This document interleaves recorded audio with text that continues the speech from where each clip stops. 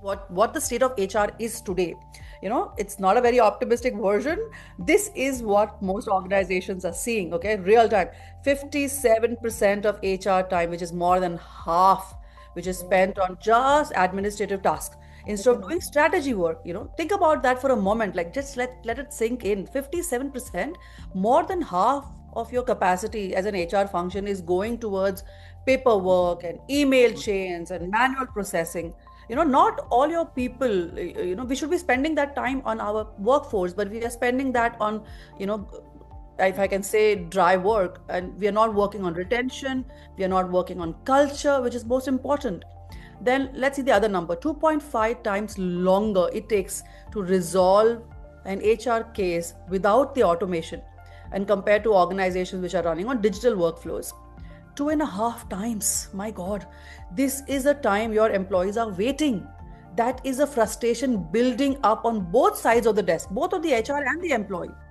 Then 77% of your employees are not fully engaged at work. Such a sad figure.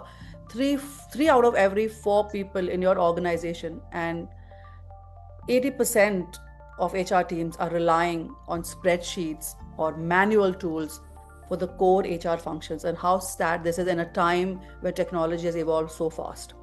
And perhaps that number stings the most. The average cost, now look at that number, it's such a huge number. Average cost per hire is about $4,683. And this is not because hiring is expensive. This is actually because of the processes around it.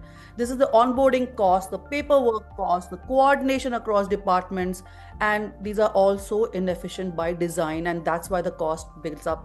These are not hypothetical numbers, people. These are benchmark figures from Deloitte, from ServiceNow, from Gallup, from SHRM. They describe most of the organizations I have spoken about, and even in the last year that I've been talking to GCC companies, this is a number which comes across in across organizations.